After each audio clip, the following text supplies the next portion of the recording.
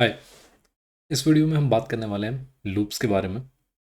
तो पिछले वीडियो में हमने कंडीशंस को समझा, कैसे आप अपने प्रोग्राम के अंदर कंडीशन लगाते हो, कैसे किसी चीज़ को वैलिडेट करते हो और उसके ऊपर काम करते हो। एंड इस वीडियो में हम बेसिकली उसका नेक्स्ट स्टेप देखना चाह रहे हैं कि लूप्स क्या होते हैं, आप कैसे अपने प्रोग्राम के अंदर किसी चीज़ को रिपीट करवा पाते हो। तो सबसे पहला चीज़ यही समझते हैं कि what is a loop. Loop होता क्या है? तो कोई भी एक सिंपल सा कोड ब्लॉक हो जिसको आप बार बार चलाना चाह रहे हो गिवन सम कंडीशन, जो जैसा हमने पिछली बार बात किया, किसी कंडीशन के बेसिस पे आप तब तक उस अपने कोड को चलाना चाहते हो जब तक आपका कोई कंडीशन मेट ना कर जाए, या फिर वो कोई कंडीशन फेल ना कर जाए, तब तक आप उस लूप को चलाते रहोगे।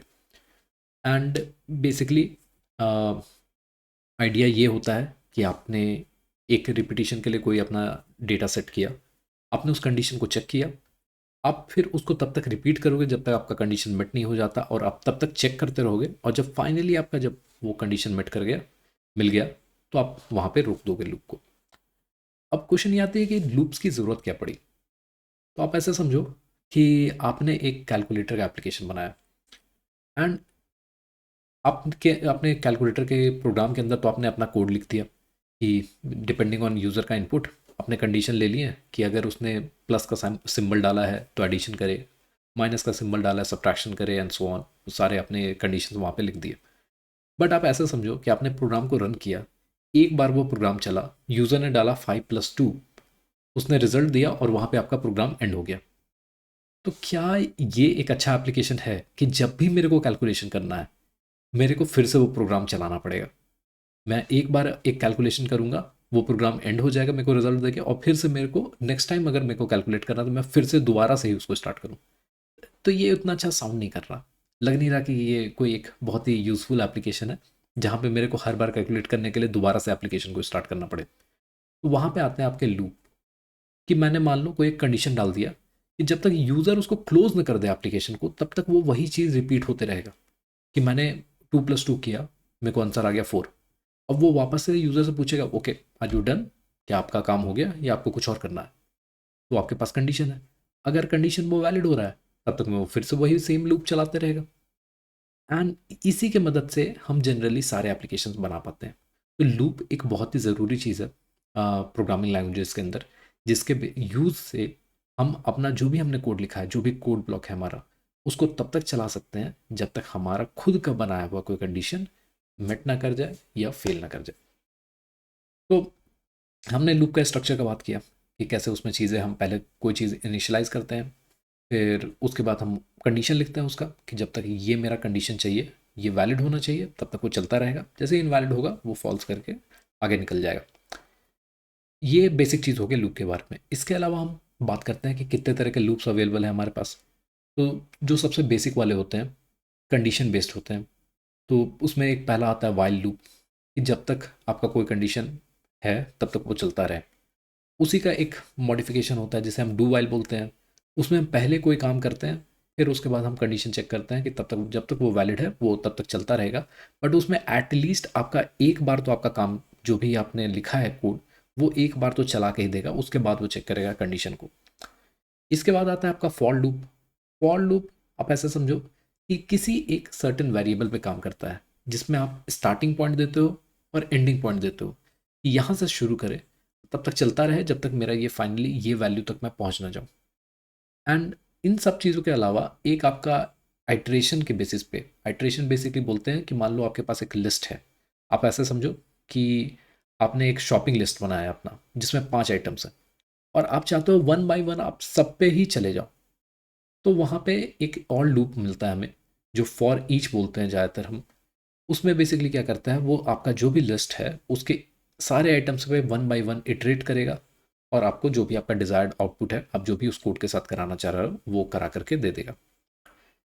और इसके बाद हमारे को यही समझने का ज़रूरत है कि लूप्स के अंदर भी हम चाहे तो और लूप लगा सकते हैं।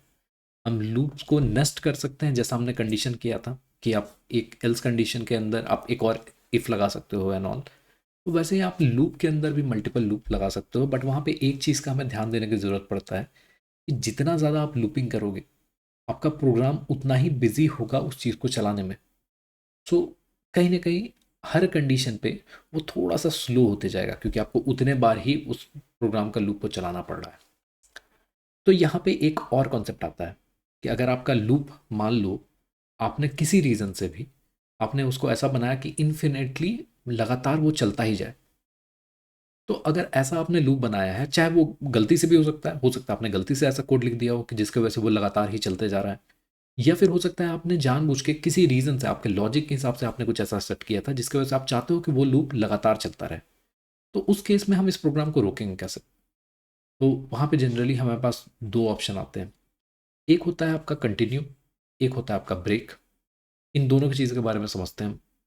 कंटिन्यू बेसिकली क्या होता है, जब आपका लूप चल रहा है तो ध्यान दीजिएगा इस चीज़ को कि हम जब भी एक सिंगल जो उसका फ्लो कंप्लीट होता है तो उसको हम इटरेशन बोलते हैं।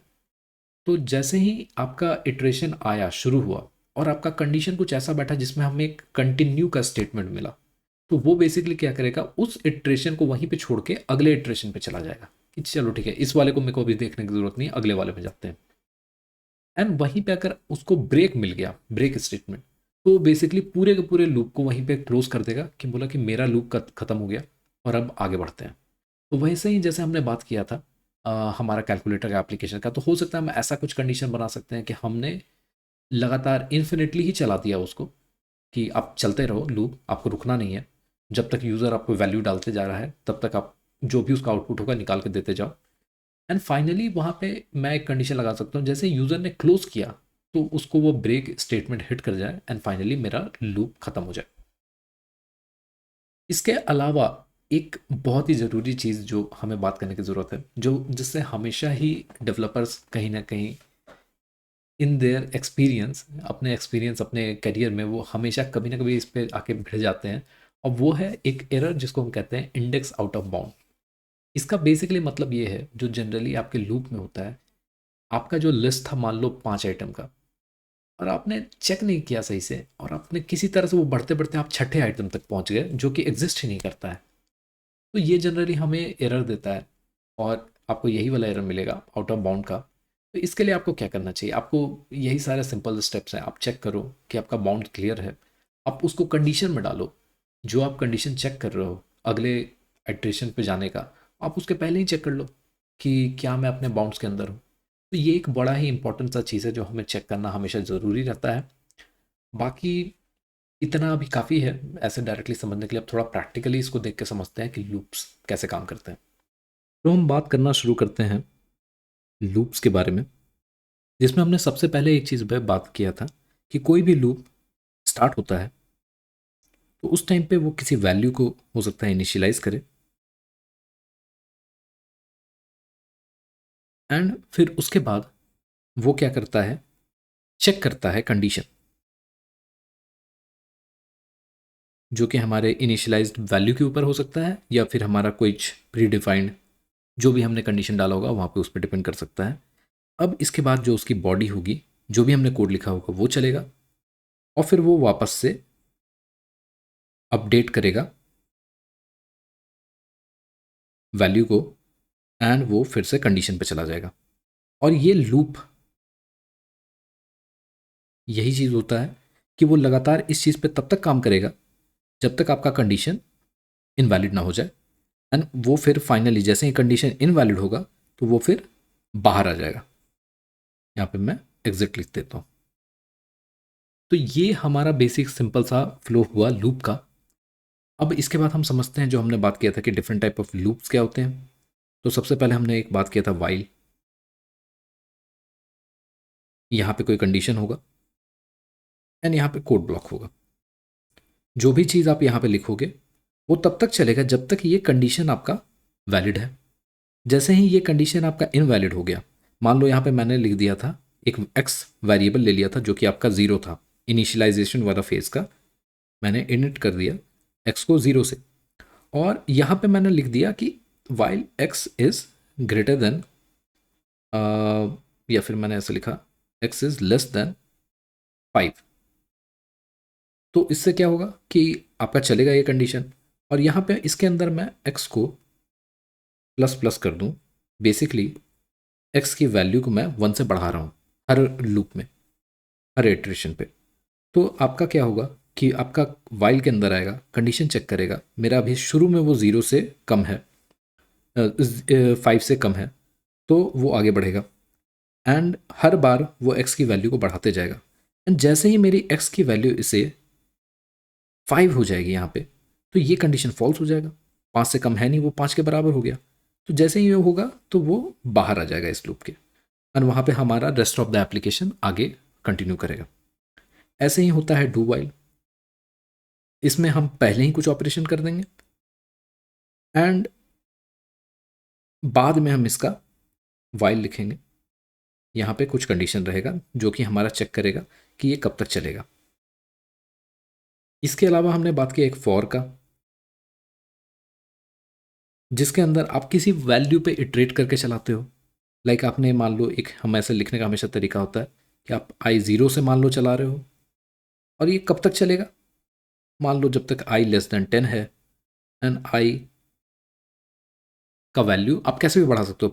प्लस प्लस का लिखने का मतलब यही हुआ कि वो हर आइट्रेशन पे उसकी एक बार एक से वैल्यू बढ़ते जाएगी, और यहाँ पे आपका जो भी आप कोड लिखना चाहोगे वो लिख सकते हो। इन सभी के अलावा मैंने एक और बताया, जो इटरेटर के तरह आपका जो भी लिस्ट है, लिस्ट ऑफ आइटम्स है, उस पर काम करता है। तो उसका एक एग्जांपल हो सकता है लाइक फॉर ईच, और यहाँ पे आइटम्स इन आइटम्स, मान लो एक सिंगल आइटम जो कि आपके लिस्ट के अंदर है, जितने भी आपने मल्टीपल आइटम का आपने लिस्ट बना रखा है, तो उसके अंदर वो ऐसे करते चलेगा और वो हर बार एक सिंगल वैल्यू को उठाएगा। तो ये भी एक तरह का लूप हो गया। इसके अलावा हमने एक चीज़ का बात किया था कि हमारे पास दो स्टेटमेंट्स होते हैं। एक है आपका कंटिन्यू, और एक है हमारे पास ब्रेक। कंटिन्यू बेसिकली क्या करेगा, आपका मान लो कोई सा भी लूप है, यहाँ पे कोई कंडीशन है, यहाँ पे जैसे उसको कंटिन्यू मिलेगा किसी भी केस में, चाहे यहाँ पे मान लो मैंने लिख दिया है इफ़, हमारे एक कंडीशन होगा जिसके अंदर उसको कोई यहाँ पे कंडीशन दिया गया है, उसके बेसिस पे हमें यहाँ पे कंटिन्यू मिल गया अगर, तो वो आगे का कोड फॉलो नहीं करेगा, वो सीधे वापस अगले आइट्रेशन पे चला जाएगा।